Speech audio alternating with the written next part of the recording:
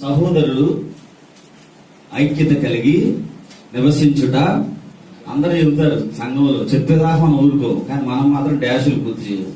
చెబుదాం, సహోదరులు ఐక్యత కలిగి నివసించుట ఎంత మేలు, ఎంత మనోహరం. చాలా చక్కటి పరిశుద్ధమైనటువంటి వాక్యం ప్రభు కీర్తన గ్రంథంలో మన కొరకు దాన్ని ఏర్పాటు చేశారు. దేవునికి మహిమ కలుగును గాక. సమయములో ప్రియ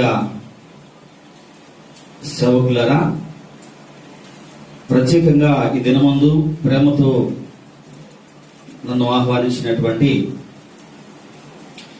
నాకంటే అనుభవజ్ఞులు మీరందరూ ఉన్నారు. కానీ ఈరోజు దేవుడు తన మహాకృపను బట్టి నాకు ఇచ్చినటువంటి అవకాశాన్ని బట్టి ప్రభువుకు మహిమ కలుగును గాక.